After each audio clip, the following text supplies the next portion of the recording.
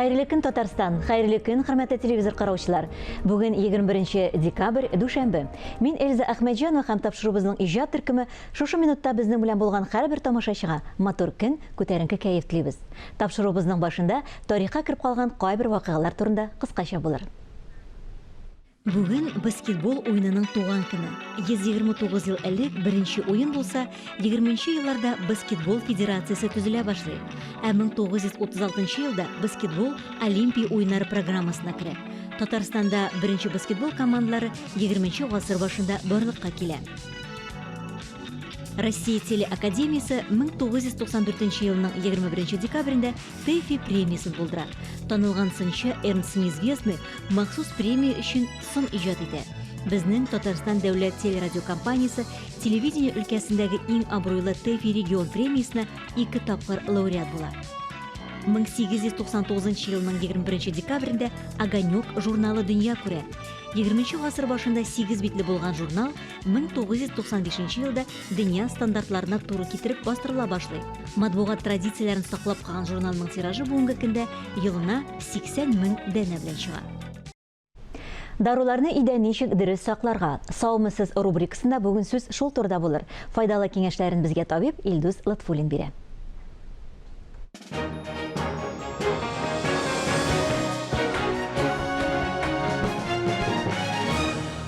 Элекке галимнәр ничек дип әйткәннәр, дару ул бер яктан дару булала, икенче яктан агу булала. Шулай бит? Шуның өчен даруны дөрес сакларга кирәк, аны дөрес сакласаң гына ул зыянсыз, зарарсыз була. Беренчедән даруларны үй хайваннары һәм балалар ала алмый торган урында сакларга кирәк. Шул ук вакытта без даруларны саклый торган урын ул бик еракта булырга тиеш түгел. Әгәр дә авырып киткәнсең икән, сиңа аны алырга җиңел булсын. Икенчедән, даруларны инструкциясе белән бергә сакларга кирәк. Даруларны аерым, инструкциядән аерым сакларга ярамый. Шулай ук даруны коробкасыннан, банкасыннан алып, башка җирдә саклау да дөрес түгел. Бу блистерда сатыла торган, чыгарыла торган даруларга да карый. Даруларның блистерын кисеп, аерым сакларга ярамый. Мәсәлән, без аның тулы исемен түгел, исеменең бер кисәген генә күрәбез икән, без даруны дөрес нәрсә икән аңламаска мөмкин. Мәсәлән, цитамол дип язылган икән, бу парацетамолдыр инде дип ишеп куярга мөмкин бит инде бит. Һәм бу дөрес дару булмаска мөмкин. Холодильникта, суыткычта саклый торган даруларны бузлаткычтан ераграк сакларга кирәк. Әгәр дә без бузлаткычка якын саклыйбыз икән, алар катып китәргә мөмкин. Алар катса, аның сыйфаты начарлана. Иң әйбәте даруларны яшелчә саклый торган, суыткычның яшелчә саклый торган өлешендә сакларга кирәк. Менә аста тартып чыгара торган ящиклар бар ишәле. Менә шул урынны, аның суыткычның шул урынны дарулар саклау өчен иң кулай. Градусник саклау турында да бер сүз әйтергә кирәк. Әлбәттә, температураны иң дөрес итеп үлчи торган инструмент ул тере көмеш белән ясалган иске градусниклар. Ләкин шунысын аңларга кирәк, алар зарарлы булалар, зыянлы булалар, экология өчен дә зыянлы булалар. Шуның өчен аларны кагазга төреп, аерым урында сакларга кирәк, алар ватылмасын өчен. Әгәр градусник ватыла икән, бу җитди ситуация. Беренчедән кулыңа перчатка киеп, бу түгелгән тере көмешне тулысынча җыярга кирәк. Пластир белән ябыштырып җыйсагыз була. Бүлмәне әйбәтләп җилләтү тиеш, шуннан соң тере көмешнең парлары чыгып китсен өчен. Һәм шунысы бик мөһим, ватылган градусникны, менә бу җыелган тере көмешне канализациягә дә чүп савытына да салырга ярамый. Бу экология өчен бик зыянлы. Менә бу тере көмешне, бу түгелгән тере көмешне җыя торган аерым службалар бар. Мин белгәнчә, моны МЧС ясый һәм экология министрлыгы да шулай ук менә бу тере көмешне җыя торган контейнерларны берничә ел элек ачып җибәргән ди, мин белгәнчә. Бу бик мөһим сорау. Шулай ук срогы чыккан даруларны сакларга ярамый. Әгәр дә даруның срогы чыккан икән, аны шул көнне, менә сез срогы чыкканны күргән көнне утилизация ясарга кирәк. Даруларны шулай ук канализациягә салырга ярамый, унитазга, раковина салырга ярамый. Дөрес итеп даруларны булай итү тиеш. Срогы чыккан даруларны утилизация булай ясала. Шул даруны алабыз да, аны порошок рәвешенә тиеп, бер кагазга төреп, чүп савытына салып куябыз. Канализациягә салырга ярамый.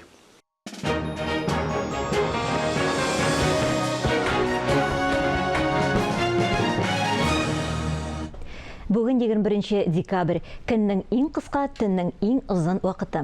Бүген теләкләр өчен уңай вакыт ди. Халык сынамышларына килгәндә, бүген булган һава торышы 10 көн дәвамында сузылыр ди.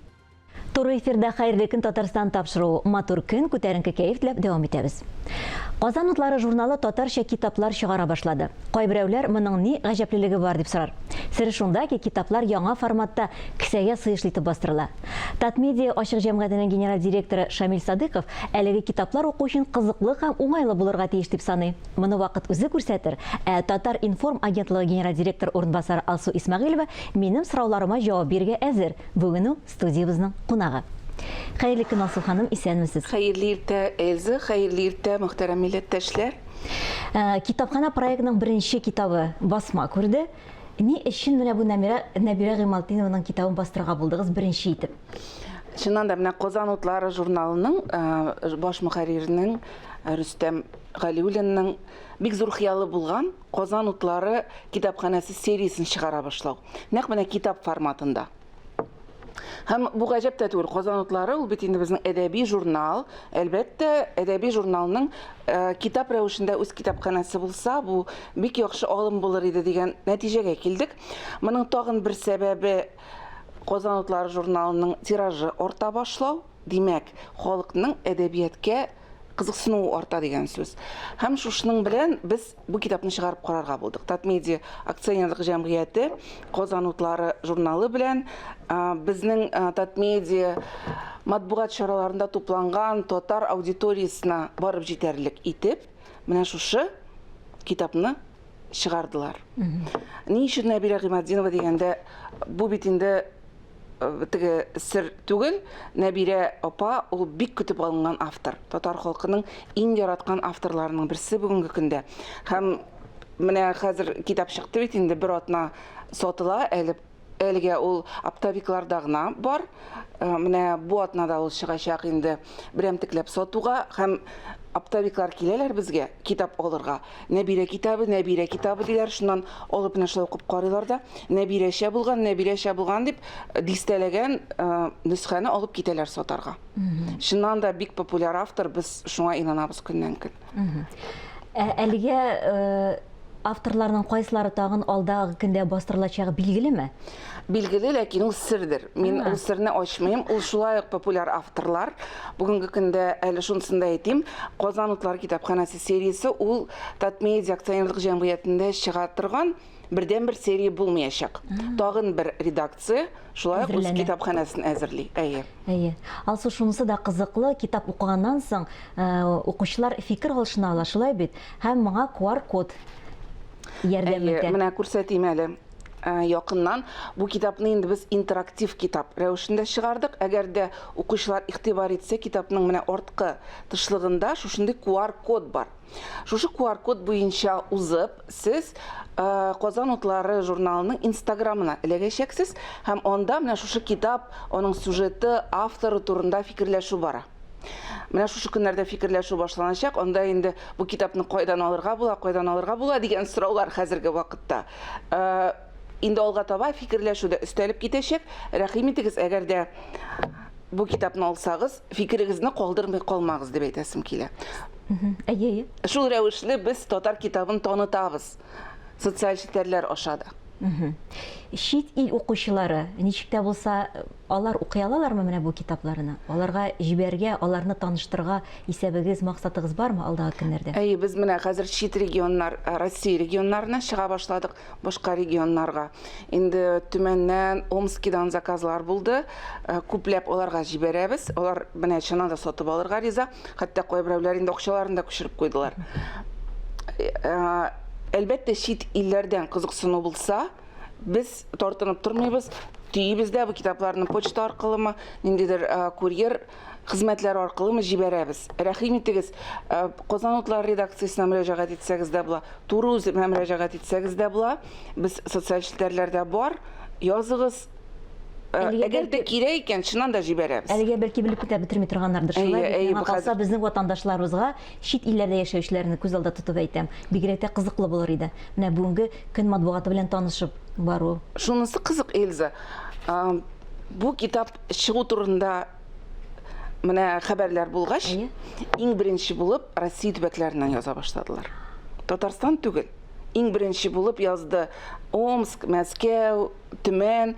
Шуңа бик сөендек әлбәттә. Шуңа бик сөендек һәм чыннан да безнең татар милләтенә, халкына кирәкле әйбер чыгарганбыз икән дип шуңа шатланып яшибез менә бүгенге көндә. Әйе, форматы турында да әйтеп китик, без инде бик үзенчәлекле дип әйттек, шулай бит кесәгә сыешлы дип әйттек. Һәм бу яңа эксперимент түгел бит, бу инде элек-электән килгән, шулай бит мондый уже проектлар булган. Безнең акционерлык җәмгыятенең генераль директоры Шамил Садыков ул бик алдынгы карашлы кеше һәм китап чыгару трендлары белән танышкан. Шуннан ул шуны ачыклаган, менә шушындый кичкенә форматта, кесә форматында pocket book дип атала торган формат бүгенге көндә дөньяда иң киң таралган икән. Дөньяда иң күп китаплар шушы форматта чыга. Татар халкында исә менә мондый форматтагы китаплар алар күбрәк шигърият китаплары дип кабул ителә иде. Күбрәк менә шигырьләр чыга шушындый форматта, ә бу проза әсәре, бу повесть. Һәм ни өчен менә бу формат дип сорыйлар. Беренчедән, шунысын әйтик. Күп вакытта ишетергә туры килә иде. Татар китаплары кыйммәт, татар китапларын алып булмый, чөнки бәясе бар дигән сүзне без мөмкин кадәр арзанлы китап чыгарга омтылдык. Кеше алсын, акчасын жәйләмичә алсын, моның бәясе 120 сумнан башлана, берәмләп сатуда. Кеше алсын һәм үзе белән йөртсен һәм укыган җирендә калдырсын өчен. Без шулай менә бук кроссинг китап алышу хәрәкәте тарафдарлары дип әйтик инде. Шуңа күрә гел өндибез, әгәр дә укыдыгыз икән, дустыгызга бирегез, туганыгызга бирегез, әгәр дә аэропортта укыгансыз икән, китап киштәсендә калдырыгыз, поездда укыгансыз икән, калдырыгыз купеда дип, менә шулай итеп татар әдәбияты, татар китабы таралыр иде. Һәм кесә форматы. Менә ирләрнең ул костюм кесәсенә сыя, хатын-кызларның иң кичкенә сумкасына да сыя. Менә шундый формат.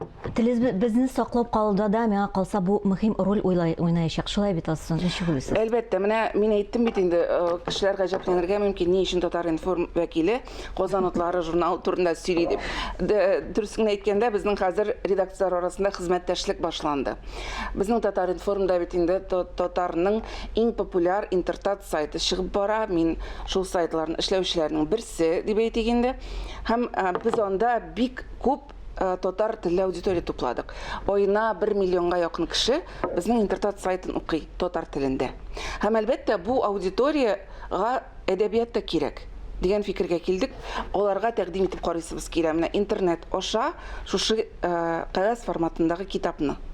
Һәм без күрәбез бүгенге көндә татар журналларының да тиражлары үсә башлады. Димәк, халыкта милли аң үсә. Димәк, татар контентын, татар продуктларын бу милләттәшләребезгә тәкъдим итәргә кирәк. Сезнең китапханәдә бу китап бардыр инде. Әлбәттә. Иң беренче ул бу китапны мин алдым. Миндә бар. Һәм берне генә дә түгел, бик күпне алдым. Якыннарыма, туганнарыма яңа елга бүләк булсын дип. Кызыксынучылар, димәк, китап кибетләрендә шушы арада күрәчәкләр. Әйе, шушы арада менә бу атнада китап кибетләрендә дә күрәчәкләр. Бүгеннән инде ул татар китаплары кибетләрендә бар. Татарстан китап нәшрияты кибетләрендә. Шушы атнада без менә тагын бер әйберсен әйтим. Татарстан районында яшәүчеләр, районнарында яшәүчеләр бу китапны район газеталары редакцияларыннан ала алачак. Ярый, уңышлы проект булсын, һәр хәлдә шулай дип. Шулай булсын. Бик зур рәхмәт, Эльза. Ярый, бүгенге көнегезне безнең белән башлаганыгыз өчен сезгә дә рәхмәтләр әйтәсебез килә. Алдагы көннәрдә сезне көтеп калабыз студиябызда яңа китаплар белән. Рәхмәт, бик зур рәхмәт. Тапшыруыбызны без телевидение фонында сакланган җыр белән тәмамлыйбыз. Мин Эльза Әхмәтҗанова сезнең белән саубуллашам. Һәр көнегезне бар тик матур уй-фикерләрдән генә башлагыз. Исән, имин булыгыз.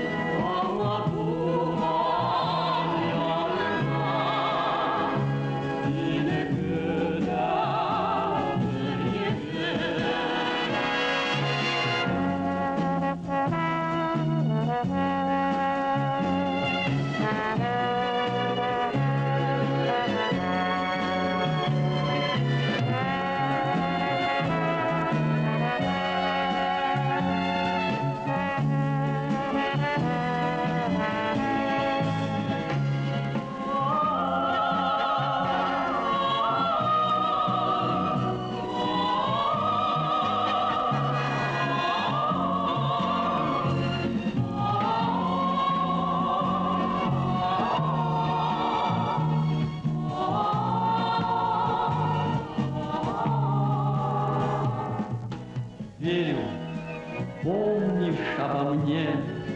Ты в далекой стране. Только